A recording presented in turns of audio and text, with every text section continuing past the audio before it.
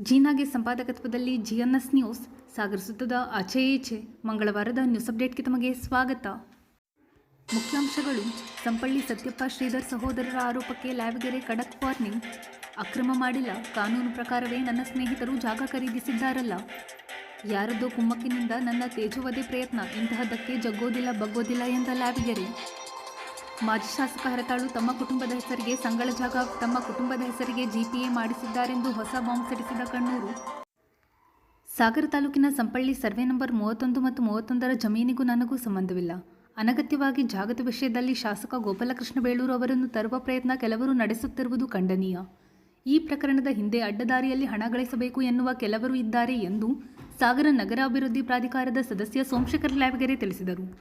ಮಂಗಳವಾರ ಸುದ್ದಿಗೋಷ್ಠಿಯಲ್ಲಿ ಮಾತನಾಡಿದ ಅವರು, ಅದು ಒಪ್ಕೋತಾರೆ. ಆ ಸೆಂಟ್ರಲ್ಲಿ ಇದಕ್ಕೆ ರಾಜಕೀಯ ಮತ್ತೆ ಎಂಟ್ರಿ ಆಗುತ್ತೆ. ಎಷ್ಟು ಮಟ್ಟಕ್ಕೆ ಎಂಟ್ರಿ ಆಗುತ್ತೆ ಅಂದ್ರೆ, ಇವ್ರನ್ನ ನಿನ್ನೆ ನೋಡ್ರಿ ಪ್ರೆಸ್ ಮೀಟಿಗೆ ಕರ್ಕೊ ಬಂದ್ರೆ ಯಾರು ಕರ್ಕೊ ಬಂದ್ರು, ಪ್ರೆಸ್ ಮೀಟಿಗೆ ಕೆಲವೊಬ್ಬರು ಅಮೌಂಟ್ ಕೊಡ್ಬೇಕಾದನ್ನು ಯಾರ್ಯಾರಿಗೆ ಹೆಂಗ್ ಕೊಟ್ಟಿದ್ದಾರೆ, ಇವ್ರು ಯಾವ ತರ ಕೊಟ್ರು, ಇಂಥದ್ದೆಲ್ಲ ನಾವು ಗಮನಿಸಿದೀವಿ. ನಮಗೆ ಮಾಹಿತಿ ಕೂಡ ಇದೆ. ಈ ಹಿಂದೆ ಇದಕ್ಕೆ ಮಾಜಿ ಶಾಸಕರು ಕೂಡ ಈ ಜಾಗದ ಬೇರೆ ಜಾಗ ಮಾಡಿದ್ದಾರೆ ಅಂತ ಅವ್ರು ಹೋಗ್ಬಿಟ್ಟು ಸ್ಟ್ರೈಕ್ ಮಾಡ್ತಾರೆ ಆ ಜಾಗದಲ್ಲಿ. ನಾನು ಒಂದು ಮಾತನ್ನು ಹೇಳಕ್ ಇಷ್ಟಪಡ್ತೀನಿ. ನ್ಯಾಯಾಲಯದಲ್ಲಿ ಈ ಮೊಕದ್ದಮೆ ಇದೆ. ನ್ಯಾಯಾಲಯ ನಮ್ಮ ಸ್ನೇಹಿತರಿಗೆ ಇಂಜೆಕ್ಷನ್ ಗ್ರಾಂಟ್ ಮಾಡಿದೆ, ಅದಕ್ಕೆ ಆ ಜಾಗದ ಮೇಲೆ ಇದೆ. ಅದಾದ ನಂತರ ಇವರು JDLR ಕೋರ್ಟ್ ಬೆಂಗಳೂರಿಗೆ ಹೋಗ್ತಾರೆ.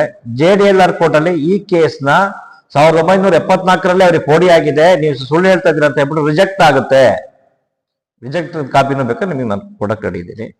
ಅದಾದ ನಂತರ 2 ಸುತ್ತು ಇವರು ತಗೋಕಿನ ಬಿಫೋರ್ ಏನ್ ನಮ್ಮ ಸ್ನೇಹಿತರು ತಗೊಂಡಿದ್ದು 2022ರಲ್ಲಿ ಮೇ ಬಿ 2016 ಮತ್ತೆ 18 ಆ ಬಿಟ್ವೀನ್ ನಲ್ಲಿ 2 ಸತಿ 19ರಲ್ಲಿ ತಗೊಳುತ್ತೆ.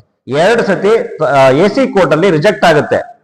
7A ನಲ್ಲಿ ನಿಮ್ಗೆ ಅರ್ಜಿನೇ ಇಲ್ಲ, ಬೇರೆ ಜಾಗ ಬಂದ್ಬಿಟ್ಟು ಯಾವ್ದೋ ಒಬ್ರು ಗ್ರಾಂಟ್ ಆಗಿದೆ, ಒಬ್ರಿಗೆ ಆತ ಜಾಗನ ನನಗೆ ಗ್ರಾಂಟ್ ಮಾಡ್ಕೊಡಿ ಅಂತ ಕೇಳ್ತಾ ಇದೀಯಾ, ನಿನಗೆ ಹೆಂಗ್ ಮಾಡ್ಕೊಡಕ್ ಬರುತ್ತೆ, ಇದಕ್ಕೆ ಏನ್ ನೀನು ಅರ್ಜಿ ಇದೆ ಅಂತ, ಇನ್ ಏನ್ ಡಾಕ್ಯುಮೆಂಟ್ಸ್ ಇದೆ ಅಂತ ಕೇಳಿದಾಗ ಅದರಲ್ಲಿ ನೀಟ್ ಕ್ಲಿಯರ್ ಆಗಿ ಏನು ನಮ್ಮ AC ಅವರು, ಅವತ್ತಿನ AC ಅವರು ಮೆನ್ಷನ್ ಮಾಡಿದ್ದಾರೆ, ಯಾವುದೇ ದಾಖಲೆಗಳನ್ನು ಸಲ್ಲಿಸೋದಕ್ಕೆ ಲಭ್ಯವಿಲ್ಲದ ಕಾರಣ, ಇವರ ಹತ್ರ ಲಭ್ಯವಿಲ್ಲದ ಕಾರಣ ಈ ಕೇಸನ್ನು ವಜಾಗೊಳಿಸಲಾಗಿದೆ ಅಂತ 2 ಸತಿ ರಿಜೆಕ್ಟ್ ಆಗುತ್ತೆ.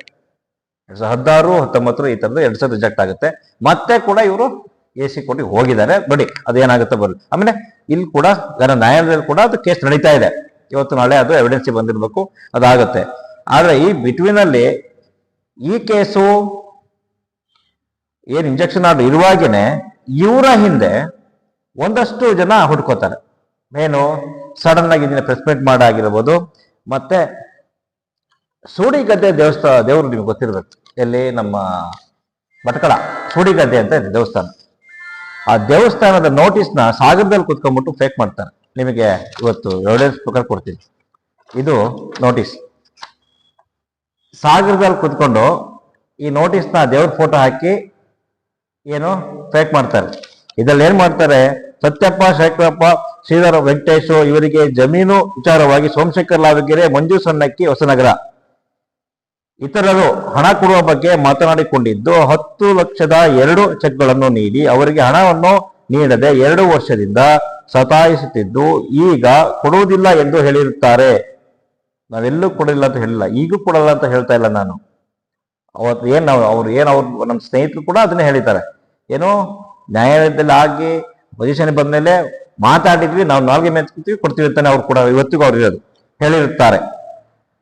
ಆದ್ದರಿಂದ ಸತ್ಯಪ್ಪ ಮತ್ತು ಅಣ್ಣಂದಿರು ಈಗ ಕೊಡುವುದಿಲ್ಲ ಎಂದು ಹೇಳಿರುತ್ತಾರೆ. ಆದ್ದರಿಂದ ಸತ್ಯಪ್ಪ ಮತ್ತು ಅಣ್ಣಂದಿರು ಶ್ರೀ ಮಹಾಸತಿ ದೇವಸ್ಥಾನ, ಅದು ಅಮ್ಮನವರ ಸನ್ನಿಧಾನಕ್ಕೆ ಆಗಮಿಸಿ ಸೋಮಶೇಖರ್ ಲಾವಗೆರೆ, ಮಂಜು ಸಣ್ಣಕ್ಕಿ, ಹೊಸನಗರ ಇತರರ ಮೇಲೆ ಸನ್ನಿಧಾನದಲ್ಲಿ ಹರಕೆ ಮಾಡಿರುತ್ತಾರೆ.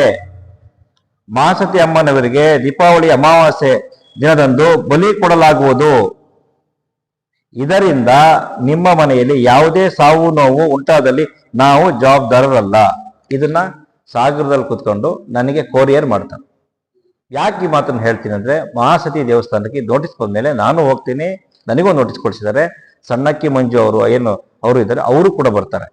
ನಾವಲ್ಲಿ ಹೋದಾಗ ಆ ದೇವಸ್ಥಾನದಲ್ಲಿ ಈ ತರ ನೋಟಿಸ್ ಕೊಡೋ ಪದ್ಧತಿನೇ ನಮ್ಗಿಲ್ಲ. ಇದು ಕೊಟ್ಟರೆ ನಾವು ಅಪರಾಧಿ ಆಗ್ತೀವಿ, ಇದನ್ನ ಯಾರು ಮಾಡಿದ್ದು ಅದು ನಮ್ಗೊಂದು ನೋಟಿಸ್ ಕೊಡಿ ಅಂತ ಅವ್ರಿಗೂ ಜರಾಸ್ ಕೊಟ್ಟಿದ್ದು, ನಾವು ಕೇಸ್ ಹಾಕ್ತೀವಿ ಅಂತ. ನಾನು ಕೂಡ ಇದನ್ನ ಕೇಸ್ನ ರಿಜಿಸ್ಟರ್ ಮಾಡಕ್ ರೆಡಿ ಆಗಿದ್ದೀನಿ. ಯಾಕೆಂದ್ರೆ ನನಗೂ ಕೂಡ ಮನೆಗೆ ಹೋದಾಗ ನನ್ಗೆ ಮನೇಲಿ ಹೆಂಡತಿ ಮಕ್ಳಿದ್ದಾರೆ, ಇಲ್ಲಿ ನಿಮಗೆ ಮೆನ್ಷನ್ ಮಾಡಿದೆ ಕೆಳಗಡೆ ಬಲಿ ಕೊಡಲಾಗುವುದು, ಅದಾದ ನಂತರ ಸಾವು ನೋವುಗಳು ಆಗ್ಬೋದು ನಿಮ್ಮ ಮನೆಯಲ್ಲಿ ಅಂತ ಕಳಿಸಿದ್ದಾರೆ. ಸಮಾಜದಲ್ಲಿ ಯಾರಿಗೆ ಆದ್ರೂ ಕೂಡ ಭಯ ಹುಟ್ಟಿಸೋಂತ ವ್ಯವಸ್ಥೆ ಅಲ್ವಾ. ನನಗೆ ಕೂಡ ಈ ತರ ಇದು ಮಾಡಿ, ಇದ್ರ ಹಿಂದೆ ಯಾರ್ಯಾರಿದ್ದಾರೆ ಏನು ಅಂತ ತನಿಖೆ ಆಗ್ಬೇಕು. ನಾವು ಇವರಿಗೆ ಮಾನವೀಯತೆಯಿಂದ ಹೋಗ್ಲಿ, ಇವ್ರು ಯಾರು ಅಲ್ಲ, ಅವರು ಆ ಜಮೀನಿಗೆ ಸಂಬಂಧಪಟ್ಟರೆ ಅಲ್ಲ, ಅದ್ರದ್ದು ಏನೋ ಒಂದು ಇವ್ರ ಫ್ಯಾಮಿಲಿಗೆ ಸಹಕಾರ ಮಾಡೋದಕ್ಕಾಗಿ ನಾವು ಹೋದ್ರೆ ಈ ಸೆಂಟ್ರಲ್ಲಿ ಇವರು ಈ ತರ ಕೆಲಸಗಳನ್ನ ಮಾಡ್ತಾರೆ. ಅದಲ್ದೇನೆ ನಿನ್ನೆ ಚೆಕ್ಗಳನ್ನು ಹೋಗ್ಬಿಟ್ಟು ಬ್ಯಾಂಕಿಗೆ ಪ್ರೊಡ್ಯೂಸ್ ಮಾಡಿ ಕೇಸ್ನ ಇದು ಮಾಡೋದಕ್ಕೆ ರೆಡಿ ಮಾಡಿದ್ದಾರೆ. ಅಂಥದ್ರಲ್ಲಿ ನಾವು ಅವರಿಗೆ ಅಮೌಂಟ್ ಕೊಡೋದು ಬಿಡೋದು ಆಮೇಲೆ ನ್ಯಾಯ ಇದೆ. ನೀವು ನಿಮ್ಮ ಮಾಧ್ಯಮ ಮುಖಾಂತರ ಕೇಳ್ತೀನಿ, ನಾವು ಮಾನವೀಯತೆ ಕೊಡ್ತಾ ಇದೀವಿ, ಯಾರು ಅಲ್ಲ ಇವರು, ಆ ಸಂಬಂಧಪಟ್ಟರೆ ಅಲ್ಲ ಇದು ಜಾಗಕ್ಕೆ. ಏನೋ ಪಾಪ ಕಷ್ಟದಲ್ಲಿದ್ದ ಅರಣ್ಯ ಮೋಸ ಮಾಡಿದ್ದಾನೆ,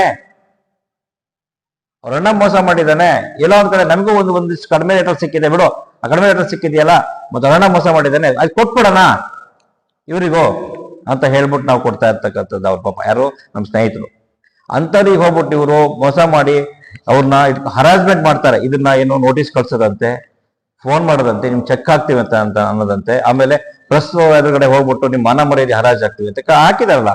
ನಮ್ಮ ಶಾಸಕ ಹೆಸರನ್ನ ತರಂಥದ್ದು, ಶಾಸಕರ ಮನೆ ಮುಂದ್ಗಡೆ ವಿಷ ಕುಡಿತೀವಿ ಅಂತಕ್ಕಂಥ ಮಾತನ್ನು ಕೂಡ ನಿನ್ನೆ ಎಲ್ಲ ಹೇಳಿದ್ದೀನಿ, ನಾನು ಗಮನಿಸಿದ್ದೀನಿ. ಶಾಸಕರಿಗೆ ಇದು ಸಂಬಂಧನೇ ಇಲ್ಲ.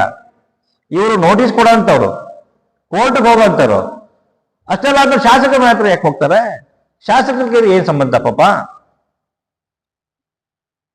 ಆದ್ರೆ ಇದ್ರ ಹಿಂದೆ ಸಾಕಷ್ಟು ಜನ ಇದ್ದಾರೆ. ಇದ್ರ ಹಿಂದೆ ಒಂದು ದೊಡ್ಡ ಗ್ಯಾಂಗ್ ಇದೆ. ಯಾವ ತರ ಗ್ಯಾಂಗ್ ಅಂದ್ರೆ ನಿಮಗೆ ತಿಳಿದಿರ್ಬೇಕು. ನಾನು ಏನು ಅಲ್ಲಿ ನಮ್ಮ ಬಳಸ್ಕೋಡದಲ್ಲಿ ಒಂದು 30 ಎಕರೆ ಜಾಗ ಶಾಸಕರು ಗೆದ್ದು 1.5-2 ತಿಂಗಳಲ್ಲಿ ನಾವು ಹೋಗ್ಬಿಟ್ಟು ಮಾಧ್ಯಮ ಮಿತ್ರರು ಬಂದಿದ್ರಿ, ಹೋಗಿ ನಾವು ಅಲ್ಲಿ ಆ ಜಾಗನ ತೆರವು ಮಾಡೋಂಥ ಕೆಲಸ ಮಾಡಿದ್ವಿ. ಏನು ಬಗರುಕುಂ ಜಾಗನ ಕಡಿದು ಅದನ್ನ ಒಂದಿಷ್ಟು ಜನ ಅವತ್ತಿನ ಇವತ್ತಿನ ಮಾಜಿ ಶಾಸಕರು ಅವರ ಪಟಾಲ್ ನಮ್ಮ ಏನಿತ್ತು ಆ ಶಿಷ್ಯೇಂದ್ರ ಸ್ವಲ್ಪ ಎಲ್ಲ ಅದನ್ನ ಬೇಲಿ ಹಾಕೊಂಡು ಬೇರೆ ಬೇರೆ ಶುದ್ಧಿ ಹಾಕೊಟ್ಟು ಅದನ್ನ ಸರ್ಕಾರಿ ಜಾಗ 30 ಎಕರೆ ಗುಳು ಮಾಡಿದ್ವಿ, ಅದನ್ನ ಬಿಡಿಸಿದ್ವಿ. ಅದಾದ ನಂತರ ವಿಜಯನಗರ ಲೇಔಟ್ ಬಗ್ಗೆ ನಿಮಗೆ ಗೊತ್ತಿದೆ, ಯಾವ ತರ ಫೇಕ್ ಡಾಕ್ಯುಮೆಂಟು ಅಂತ. ಈ ಬಂಕಳೆ ಇದ್ರ ಬಗ್ಗೆ ನಿಮಗೆ ಗೊತ್ತಿದೆ. ಇಂಥದ್ದೆಲ್ಲ ಏನು ಲೇಔಟ್ ವಿಷಯಗಳು, ಇವರು ಮಾಡಿದ ಏನು ಅಕ್ರಮಗಳ ಬಗ್ಗೆ ನಾವು ಇದನ್ನೇ ಎತ್ತಿದ್ವಿ ಮತ್ತೆ ಎತ್ತಿಡಿದ್ವಿ. ಇವತ್ತು ಕೂಡ ಕೆಲವೊಂದು ಬಳಸ್ಕೋಡ್ ಭಾಗದಲ್ಲಿ ಅವರು ಇವರು ಕೆಲವೊಬ್ರು ಲೇಔಟ್ ಮಾಡಿದ್ದಾರೆ. ಆ ಲೇಔಟಿಗೆ ಗೌರ್ಮೆಂಟ್ ಜಾಗದಲ್ಲಿ ರಸ್ತೆ ಮಾಡ್ಕೊಂಡಿದ್ದಾರೆ. ಅದನ್ನು ಕೂಡ ನಿಮ್ ಜಾಗ ಆಗುತ್ತೆ. ಯಾಕಂದ್ರೆ ಎಲ್ಲಾನು ಸತ್ಯ ಆಚೆ ಬರ್ಬೇಕು. ಈಗ ನಾನ್ ತಪ್ಪು ಮಾಡಿದ್ರೆ ಸತ್ಯ ಅದು ಆಚೆ ಬರ್ಲೇಬೇಕು. ಯಾಕಂದ್ರೆ ನಾನು ಅದ್ರ ಬಗ್ಗೆ ನಾನು ಪಬ್ಲಿಕ್ ಅಲ್ಲಿ ನಾನು ಆಚೆ ಬಂದ್ಬಿಟ್ಟು ನಿಮ್ಮೆಲ್ಲರ ಮುಂದೆ ನಾನು ಹೇಳಕ್ ರೆಡಿ ಇದ್ದೀನಿ. ನಾನು ತಪ್ಪು ಮಾಡಿದ್ರೆ ನನ್ನನ್ನ ನೀವು ತಪ್ಪು ಅಂತ ದೂಷಣೆ ಮಾಡಿ ಅಂತ. ಅವ್ರು ಕೂಡ ಈಗ ಬರ್ಬೇಕಲ್ಲ ಆಚೆ. ನಿನ್ನೆ ಇವರು ಅದು ಎತ್ತು ಕಟ್ಟಿ ಒಂದು ಗ್ಯಾಂಗ್ ಇದು, ಯಾರ್ಯಾರ ಜಾಗ ಇದೆ ಅದನ್ನ ಪುಕ್ಸಟ್ಟೆ ಇಲ್ಲ ಮತ್ತೆ ಈ ತರ ಹರಾಸ್ಮೆಂಟ್ ಮಾಡ್ಬಿಟ್ಟು ದುಡ್ಡು ಮಾಡ್ಬೇಕು. ಇವ್ರ ಹತ್ರ ಬೇರೆ ಯಾವ ಉದ್ಯೋಗ ಇಲ್ಲ, ಯಾವುದೇ ಫರ್ಮ್ ಇಲ್ಲ, ರಿಜಿಸ್ಟರ್ಡ್ ಫರ್ಮ್ ಇಲ್ಲ ಇವ್ರ ಹತ್ರ. GST ಕೊಡ್ತಾರಂತಾರಲ್ಲ ಇವರು. ಈ ತರ ಏನು ಯಾರೋ ಖಾತೆ ಜಾಗ ತಗೊಂಡು ಅವನಿಗೆ ಹರಾಸ್ಮೆಂಟ್ ಮಾಡೋದು, ಯಾವುದೋ ಬಗರುಕುಂ ಜಾಗಕ್ಕೆ ಸೈಟ್ ಮಾಡ್ಬಿಟ್ಟು ಯಾರಿಗೋ ಮಾರೋದು, ಯಾವುದೋ ಬಗರುಕುಂ ಜಾಗನ ಏನು ತೋಟಗಳು ಹಾಕ್ಬಿಟ್ಟು ಮತ್ತೆ ಹಂಗೆ ಯಾರು ಮಾರ್ಬಿಡೋದು, ಇಂಥ ಕೆಲಸ ಮಾಡ್ಕೊಂಡ್ ಬಂದ್ಬಿಟ್ಟು ಏನು ಕಡಿಮೆ ದುಡ್ಡು ಮಾಡ್ಬಿಟ್ಟು ಇವರು ಜನಗಳಿಗೆ ಸಾಗರ ತಾಲೂಕಲ್ಲಿ ಹರಾಸ್ಮೆಂಟ್ ಮಾಡ್ತಕ್ಕಂಥ ಒಂದು ಗ್ಯಾಂಗು.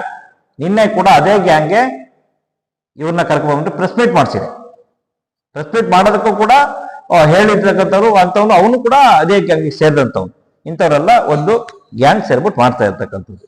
ಅದಕ್ಕೆ ನಾನು ಈ ಮಾಧ್ಯಮ ಮುಖಾಂತರ ಹೇಳ್ತೀನಿ, ನಾನು ಸೋಮಶೇಖರ್ ಆಗಿದ್ರೆ ಇಂಥದಕ್ಕೆ ಹೆದರೋದು, ಬಗ್ಗದು, ಜಗ್ಗದು ಯಾವನಿಗೂ ನಾನು ಕೇರ್ ಮಾಡಲ್ಲ. ಯಾಕಂದ್ರೆ ನಾನು ಬೆಂಗಳೂರಲ್ಲಿ ನಾನು ಬಿಸ್ನೆಸ್ ಮಾಡಿ ಬಂದವನು. ಇಂಥ ಲೇಔಟ್ಸ್ಗಳ ಬಗ್ಗೆ ನನಗೂ ಮಾಹಿತಿ ಇದೆ, ನನಗೂ ಒಂದಷ್ಟು ನಾಲೆಡ್ಜ್ ಇದೆ. ನನಗೆ ರೆವಿನ್ಯೂ ಆಕ್ಟ್ ಬಗ್ಗೆ ಮತ್ತೆ ಇದ್ರ ಬಗ್ಗೆ ಏನೇ ಅಂದ್ರೂ ನಮ್ಮ ಡಾಕ್ಯುಮೆಂಟ್ ಏನು ಹೇಳುತ್ತೆ ಅದ್ರ ಮೇಲೆ ನಾವು ನಿಲ್ತಕ್ಕಂಥವ್ರು. ನ್ಯಾಯಾಲಯದ ಬಗ್ಗೆ ಗೌರವ ಇದೆ.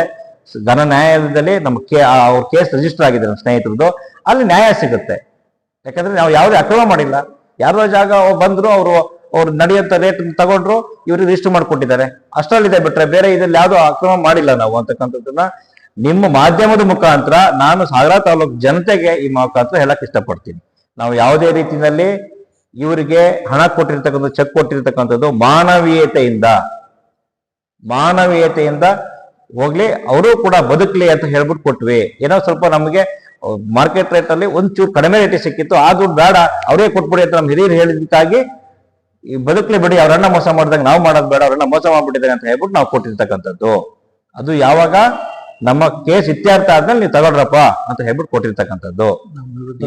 ಇವರು ನಮ್ಮ ವಿರುದ್ಧನೇ ಇವರು ಸೂಡಿಗದ್ದೆ ದೇವಸ್ಥಾನದ ನೋಟಿಸ್ ಕೊಟ್ಬಿಟ್ಟು ಮಾಡ್ತಾರೆ, ನಮ್ಮ ವಿರುದ್ಧನೇ ಚೆಕ್ ಬೌನ್ಸ್ ಕೇಸ್ ಹಾಕ್ತಾರೆ, ನಮ್ಮ ವಿರುದ್ಧನೇ ಮೀಡಿಯಾ ಮುಂದೆ ಬರ್ತಾರೆ.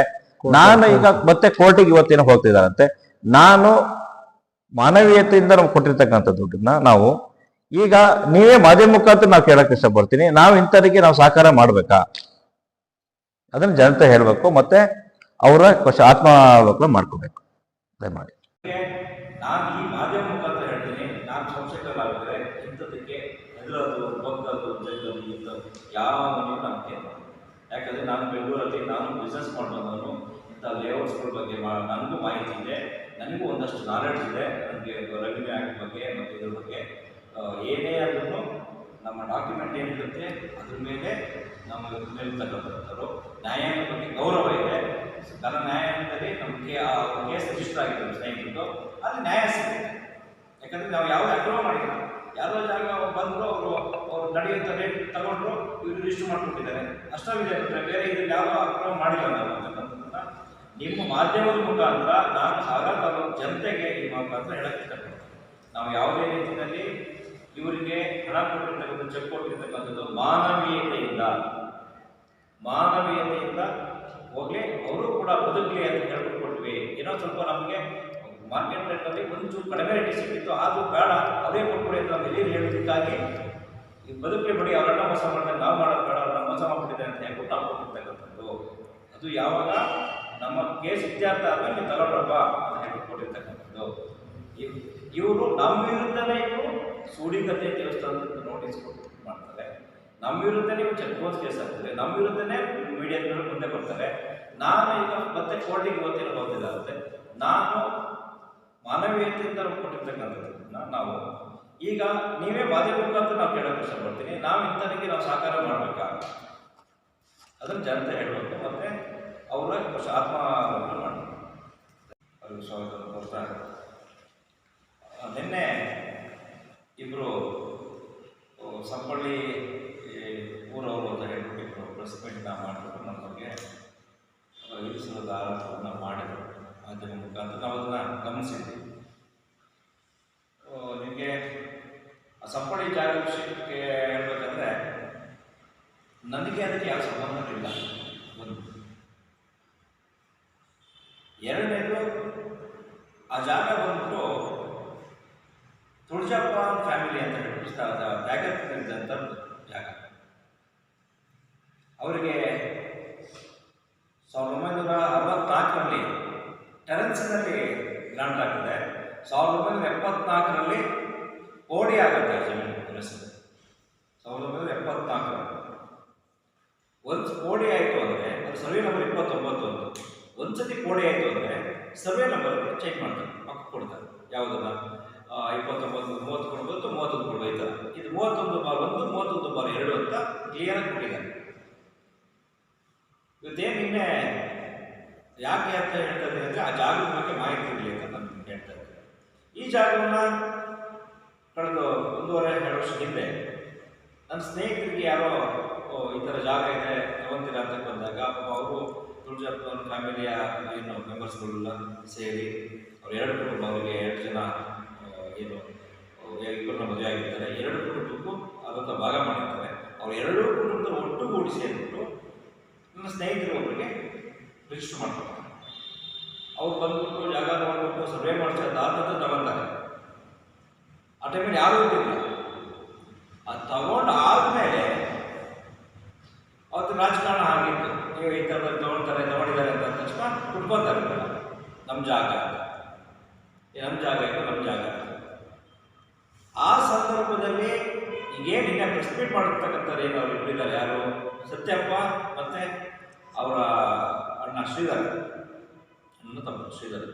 ಅವರು ಬಂದ್ಬಿಟ್ಟು ಒಬ್ಬರು ಬಸ್ ಡ್ರೈವರ್, ಈಗ ಕೂಡ ಸಾಗರದಲ್ಲೇ ಇರ್ತಕ್ಕಂಥ ವಾಸ. ಇನ್ನೊಬ್ಬರು ಬೆಂಗಳೂರಲ್ಲಿ ಗಾರ್ಮೆಂಟ್ಸ್ ಕೆಲಸಕ್ಕೆ ಹೋಗ್ತಾರೆ. ಅವರು ಗಾರ್ಮೆಂಟ್ಸಲ್ಲಿ ಸೂಪರ್ವೈಸರ್ ಏನೋ ಆಗಿದ್ದಾರೆ ಅವರಿದ್ದಾರೆ. ಅವರು ಇಲ್ಲ ನಮ್ಮಣ್ಣ ಈ ಜಮೀನ ನಮಗೆ ಕೊಟ್ಟಿದ್ದ ಅಂತ ಮಾತ್ರ ಹೇಳ್ತಾರೆ. ನಮಗೆ ಶಾಕ್ ಆಗುತ್ತೆ. ಇದೇಂಗೆ ನಾವೆಲ್ಲ ಜಾಗ ತಗೊಂಡಿದ್ದಾರೆ, ಇಬ್ಬರು ಸ್ನೇಹಿತರು ಇದನ್ನ ಹೆಂಗಪ್ಪ ಅಂತ. ಯಾಕಂದ್ರೆ ನನ್ನ ಯಾಕೆ ನಮ್ಮ ಸ್ನೇಹಿತರು ತಗೊಂಡ್ರು ಆ ಜಾಗದ ಬಗ್ಗೆ ನನ್ನ ಇನ್ವಾಲ್ವ್ಮೆಂಟ್ ಹೆಂಗೆ ಅಂತ ನಾನು ಆ ಭಾಗದ ತಗೊಳ್ಕೊಡ್ತೀನಿ ಮೆಂಬರ್ ಆದವನು, ಮತ್ತೆ ಆ ಭಾಗದ ಒಡನಾಟ ಸಾಕಷ್ಟು ಇದಕ್ಕಾಗಿ ಅಂತ ಕೇಳ್ತಾರೆ. ಸೊ ಜಾಗ ಚೆನ್ನಾಗಿದೆ, ಡಾಕ್ಯುಮೆಂಟ್ ವೆರಿಫಿಕೇಶನ್ ಮಾಡ್ತಾರೆ, ಡಾಕ್ಯುಮೆಂಟ್ ಪೂರ್ವಕವಾಗಿದೆ, ಎಲ್ಲ ಸರಿ ಇದೆ ಹಂಗಂತಾಗ ತಗೊಂಡ್ರಪ್ಪ ಅಂತ ಹೇಳ್ತಕ್ಕಂಥದ್ದು ಹೇಳಿದ್ದೀನಿ. ತಗೊಂಡಿದ್ದಾರೆ, ಅವರು ಕೂಡ ನ್ಯಾಯಯುತವಾಗಿ ತಗೊಂಡಿದ್ದಾರೆ, ರಿಜಿಸ್ಟ್ರೇಷನ್ ಆಗಿದೆ, ಎಲ್ಲ ಆಗಿದೆ, ಅನುಬದ್ಧವಾಗಿದೆ. ಅದಾದ ನಂತರ ಇವರನ್ನ ಒಬ್ಬ ಪುಟ್ಟಪ್ಪ ಅಂತ ಅಲ್ಲಿರ್ತಾರೆ. ಇವರು ಏನು ಎಲ್ಲರಿಗೂ ಸೇರಿರ್ತಕ್ಕಂಥ ಏನು ಮಗನ ಜಾಗ ಸಾಗುವಳಿ ಮಾಡ್ಕೊಂಡು ಬರ್ತಾ ಇದ್ರು, ಯಾರು ಪುಟ್ಟಪ್ಪನವ್ರು, ಇವರೆಲ್ಲ ಹೊರಗಡೆ ಇದ್ರು, ಪುಟ್ಟಪ್ಪನ ಬರ್ತಾ ಇದ್ರು. ಅವ್ರ ತಮ್ಮದರಿಗೂ ಕೂಡ ಒಂದು ಜಾಗ ಕೊಡಬೇಕಿತ್ತು.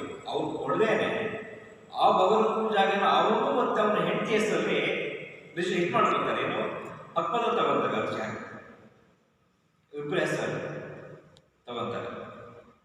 2.5 ಎಕರೆ ಮಂಜೂರು ಮಾಡ್ಕೋತಾರೆ. ಎಲ್ಲಿ ಮಾಡ್ಕೋತಾರೆ? ಈ ಸಭೆ ನಂಬರ್ 29 ಮಂಜೂರು ಮಾಡ್ಕೋತಾರೆ. ಇದು 31/2 ಆಗಿದೆ, ಅದ್ರ ಮೇಲ್ಗಡೆ ಮಾಡ್ಕೋತಾರೆ. ಅವತ್ತಿನ ಕಾಲಕ್ಕೆ ಪುಟ್ಟಪ್ಪ ಬಂದು ನಮ್ಮ ಹತ್ರ ಏನು ಹೇಳ್ತಾರೆ, ಸರ್ ನೀವು ತಗೊಂಡ್ಬಿಟ್ಟಿದ್ದೀರಿ, ಈಗ ನಮಗೆ ಮೇಲ್ಗಡೆ ಜಾಗ ಇರೋದು, ಒಳ್ಳೆ ಜಾಗ ಇಲ್ಲ, ನನಗೆ ದಾರಿ ಬಿಟ್ಕೊಡಿ ಅಂತ ಹೇಳಿ. ಅವತ್ತು ನಾನು ಕೂಡ ಹೇಳ್ತೀನಿ ಸ್ನೇಹಿತರೆ, ಇಲ್ಲಪ್ಪ ಮನೆ ಅಂತ ಕೇಳ್ತಾರೆ ಊರ್ಮನೆಯವರು, ಬಿಟ್ಕೊಡ್ರಪ್ಪ ಅವ್ರಿಗೆ ಅಂತ ಹೇಳಿ. ಅವರು ಕೂಡ ಖಾತೆ ಜಾಗ ಹೆಂಗೆ ಬಿಟ್ಕೊಡೋದು ಅಂತ ಅಂದಾಗ ಪಕ್ಕದಲ್ಲಿ ಬಗಲ್ ಜಾಗನೇ ಇತ್ತು, ಅದನ್ನು ಸೇರ್ಬಿಟ್ಟೆಲ್ಲ ಇದೆ, ನೀವು ಅಡ್ಜಸ್ಟ್ ಮಾಡ್ಕೊಂಡು ಬಿಟ್ಕೊಡ್ರಪ್ಪ ಅಂತ ಹೇಳಿ ಅವ್ರು ಒಪ್ಕೋತಾರೆ. ಅದಾದ ನಂತರ ಇವರು ನಿನ್ನ ಏನು ಡಿಸ್ಪ್ಯೂಟ್ ಮಾಡೋದು ಅವ್ರ ಸೃಷ್ಟಿ ಆಗ್ತದೆ. ಇಲ್ಲ ಇದು ಹಂಗಲ್ಲ, ನಮ್ಮಣ್ಣ ನಮಗೆ ಮೋಸ ಮಾಡಿದ್ದಾನೆ, ಈ ಜಾಗ ನಮ್ದು ಅಂತ ಕೊಟ್ಟಿದ್ದಾರೆ, ನೀವು ದಯಮಾಡಿ ನಮ್ಮ ಜೊತೆ ನಿಂತ್ಕೋಬೇಕು, ಅಲ್ಲಿ ಮೋಸ ಆಗಿದೆ ಅಂತಕ್ಕಂಥ ಮಾತನ್ನು ಹೇಳೋದ್ರ ಜೊತೆಗೆ ಗಂಡ ಹೆಂಡತಿ ಮಕ್ಕಳು ಅಳ್ತಾರೆ, ಬರ್ತಾರೆ, ಭಾಳ ನಮಗೂ ಹಿಂಸೆ ಆಗುತ್ತೆ. ಏನಪ್ಪ ದುಡ್ಡು ಕೊಟ್ಬಿಟ್ಟು ಅಷ್ಟೆಲ್ಲ ದುಡ್ಡು ಕೊಟ್ಬಿಟ್ಟು ಜಾಗ ತಗೊಂಡು ಇವರೆಲ್ಲ ಬಂದ್ಬಿಟ್ಟು ನಮ್ಮ ಹತ್ರ ಬಂದ್ಬಿಟ್ಟು ಈ ಥರ ಮಾಡ್ತಾರಲ್ಲ ಅಂತ ಅವ್ರಿಗೂ ಚಿಕಿತ್ಸೆ ಆಗಿ ಏನು ನಿಮ್ಮ ಕಷ್ಟ ಅಂತ ಆಲಿಸಿ ಎಲ್ಲ ಒಂದು ಕಡೆ ಮಾನವೀಯತೆ ಮೇರೆಗೆ, ಮಾನವೀಯತೆಯಿಂದ ಯಾರು ಸದೇಶ್ ರಾಣ ಅಂತ ಹೆಸರು ಹೇಳಿದೆ, ಸದೇಶ್ ರಾಣ ಕೂಡ ಇಲ್ಲ ಅವ್ರ ರಿಲೇಷನ್ನು ಈ ಥರ ಹಿಂಗಾಗಿದೆ ಅಂತಕ್ಕಂಥ ಮಾತಾಡಿದಾಗ ಅವರು ಇದ್ರು ಅಂತ ಹೇಳ್ಬಿಟ್ಟು ಸದೇಶ್ ರಾಣ ಅವ್ರಿಗೂ ಬೆಲೆ ಕೊಟ್ಟು, ಮತ್ತೆ ಅವತ್ತಿನ ಹಿರಿಯರೆಲ್ಲ ಇದ್ರು ಕೆಲವೊಬ್ರು ಅವರು ಇಲ್ಲ ಅವ್ರು ಬಡೋದಿದ್ದಾರೆ, ಏನೋ ಒಂದು ಅವ್ರಿಗೂ ಅವ್ರು ಮೋಸ ಆಗ್ಬಿಟ್ಟಿದೆ, ಹಾಗಾಗ್ಬೋದು ಏನೋ ಒಂದು ವಾಣಿ ಅಂತ ಅಂದಾಗ ಅವತ್ತು ನಮ್ಮ ಸ್ನೇಹಿತರು ಚೆಕ್ ಕೊಡ್ತಾರೆ. ಏನಂತ ನೋಡಪ್ಪ, ನಾನು ಯಾಕೆ ಚೆಕ್ ಕೊಡ್ತಿದ್ದೀನಿ ಅಂದರೆ ಈ ಏನು ರಿಜಿಸ್ಟ್ರೇಷನ್ನು ಈ ಮತ್ತೆ ಅವರನ್ನ ಕೇಳಿದ್ದು ಮತ್ತು ಅವರಣ್ಣಗೆ ಇವ್ರಿಗೆ ಗಲಾಟೆ ಆಗಿದ್ದು, ಆ ಬಿಡುವಿನಲ್ಲಿ ಅವರಣ್ಣ ಹೋಗ್ಬಿಟ್ಟು ನ್ಯಾಯಾಲಯದ ಮೊಕದ್ದಮೆ ಕೊಡ್ತಾರೆ ನಮ್ಮ ವಿರುದ್ಧ, ಇದು ನನ್ನ ಜಾಗ ಆಗಬೇಕು ಅಂತ. JDL ಕೋರ್ಟ್ಗೆ ಹೋಗ್ತಾರೆ, ಬ್ಯಾಂಗ್ಳೂರು ಅಲ್ಲಿ ಹೋಗ್ತಾರೆ, ಮತ್ತು ಇಲ್ಲಿ ಸಿವಿಲ್ ಕೋರ್ಟಲ್ಲಿ ಇಟ್ಕೊಂಡ್ಬಿಡ್ತಾರೆ. ಆ ಟೈಮಲ್ಲಿ ಇವರು ಆಯಿತು ಇಲ್ಲ ನಿಮ್ಮದೇ ಜಾಗ ಅಂತ ನಾವು ಹೇಳ್ತೀವಿ, ನಮಗೆ ಅಲ್ಲಿ ಮೋಸ ಆಗಿದೆ, ನಿಮ್ಗೆ ಯಾಕೆ ಮೋಸ ಮಾಡಬೇಕು, ನಿಮ್ಮ ಜಾಗ ಅಂತ ನಾವು ಹೇಳ್ತೀವಿ, ದಯಮಾಡಿ ನಮ್ಗೆ ಏನಾದರೂ ಒಂದು ಅನುಕೂಲ ಮಾಡಿಕೊಡಿ, ನಮ್ಮ ಪರಿಸ್ಥಿತಿ ಹಿಂಗಿದೆ, ನಮ್ಮ ಅಣ್ಣ ಮೋಸ ಮಾಡ್ಕೊಂಡಿದ್ದಾನೆ, ನಮ್ಗೆ ಏನು ಬೇಕಿಲ್ಲ, ನಮ್ಗೆ ಹಿಂಗಾಗಿದೆ, ಏನಾದರೂ ನೋಡಿ ಅಂತ ಅಂದಾಗ ಇವರು ಮಾನವೀಯತೆಯಿಂದ ಆಯಿತು. ಅವ್ರು 4 ಜನ ಅಂತಿದ್ರು ಕೂಡ ನಾವು ಇದನ್ನು ಮಕ್ಕಳು ಮದುವೆ ಇದೆ, ಹೆಣ್ಮಕ್ಳು ಮದುವೆ ಇದೆ, ಮತ್ತು ಫ್ಯಾಮಿಲಿನಲ್ಲಿ ಪೇಷಂಟ್ಸ್ ಇದ್ದಾರೆ ಅಂತ ಹೇಳಿ ಮಾತ್ರ ಅವರು ಇಲ್ಲ ಹಿರಿಯರು ಕೂಡ ಹೇಳಿದ್ರು, ಅವ್ರಿಗೇನೋ ಮಾಡ್ಕೊಡ್ರಪ್ಪ ಅಂತ. ಅವ್ರು ಯಾಕೆ ಬಡವ್ರು ಹೊಟ್ಟೆ ಮೇಲೆ ಹೊಡಿಬಾರ್ದು, ಅವ್ರ ಅಣ್ಣ ಹೊಡೆದನಂತ ಇದು ಮಾಡಕ್ಕೆ ನಿಮ್ಗೇನಾದರೂ ಅವ್ರು ಮಾರ್ಬಿಟ್ಟು ಲಾಭ ಬಂದರೆ ನೀವು ಅವರಿಗೆ ಸ್ವಲ್ಪ ಕೊಡ್ರಪ್ಪ ಅಂತ ಹೇಳಿದ್ದಕ್ಕಾಗಿ ಅವ್ರಿಗೆ 1 ಲಕ್ಷ ರೂಪಾಯಿ ಚೆಕ್ ಕೊಡ್ತಾರೆ. 2 ಲಕ್ಷ ಯಾರಿಗೆ ಸಂದೇಶ ಹಣ ಮಧ್ಯದಲ್ಲಿ ಕೊಡ್ತಾರೆ ಚೆಕ್. ಯಾಕೆ ಹೇಳಿದ್ದಕ್ಕಾಗಿ ಕೊಡ್ತಾರೆ, ಮಾನವೀಯತೆ ಕೊಡ್ತಾರೆ, ಕೊಡ್ಬೇಕಂತ ನೀವು ಜಾಗ ಓನರಲ್ಲ, ಯಾರು ಅಲ್ಲ. ಅದಾದ ನಂತರ ಇವ್ರು ನಮ್ಮ ಪರವಾಗಿ ನಿಲ್ಬೇಕು ಅಂತ ಕೂಡ ಹೇಳಿರ್ತಾರೆ. ನಾನು ಇದ್ದೆ ಅವತ್ತು, ನೀವು ಪರವಾಗಿ ಬಂದು ನಿಲ್ಬೇಕಪ್ಪ, ನಿಮ್ಮಣ್ಣ ಈ ಥರ ಹೇಳೋದ್ರಿಂದ ನಿಮ್ಮಣ್ಣ ನಿಮಗೂ ಮೋಸ ಮಾಡೋದಂತ ಇವ್ರಿಗೂ ಮೋಸ ಮಾಡಕ್ಕೆ ಕೊಡ್ತಾನೆ, ನೀವು ನೋಡ್ರಪ್ಪ ಅಂತಕ್ಕಂಥ ಮಾತನ್ನ ನಾನು ಕೂಡ ಹೇಳಿದೆ, ಅವತ್ತಿದ್ದರು ಕೂಡ ಹೇಳಿದ್ರು. ಆಯ್ತು ನಿಂತೀವಿ ಅಂತ ಇವರು 20 ಲಕ್ಷ ರೂಪಾಯಿನ ಚೆಕ್ನ ತಗೊಂಡಾದ್ಮೇಲೆ ಅಲ್ಲೂ ಅಷ್ಟೇ ಏನು ನ್ಯಾಯಾಲಯದಲ್ಲಿ ಏನು ಮೊಕದ್ದಮೆ ಇದೆ ಅದು ಇತ್ಯರ್ಥ ಆಗಬೇಕು. ಅದಾದಮೇಲೆ ಈ ಏನು ಜಾಗನ ಏನು ಪೊಸಿಷನ್ಗೆ ಎಲ್ಲ ಜಾಗ ತಗೊಂಡಾದ್ಮೇಲೆ ಎಪಿಎಂಸಿ ಮಾಜಿ ಅಧ್ಯಕ್ಷ ಚೇತನ್ ರಾಜ್ ಕಣ್ಣೂರು ಮಾತನಾಡಿ, ಬಳ್ಳಿ ಜಮೀನಿನ ವಿಚಾರವಾಗಿ ಮಾಧ್ಯಮಗಳಲ್ಲೂ ಬಂತು. 3-4 ವರ್ಷಗಳಿಂದ ಬೇರೆ ಬೇರೆ ಘಟನೆ ನಡೀತಾ ಇರುತ್ತೆ, ತಾವೆಲ್ಲ ಗಮನಿಸ್ತಾ ಇದ್ದೀರಿ.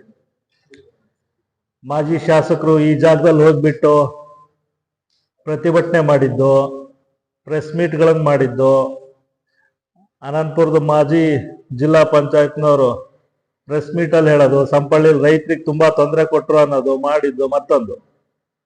ಸಹಜವಾಗಿ ಭೂಮಿ ಯಾರ್ದು ಅಂತಕ್ಕಂಥದ್ದು ಮುಖ್ಯ ಆಗುತ್ತೆ.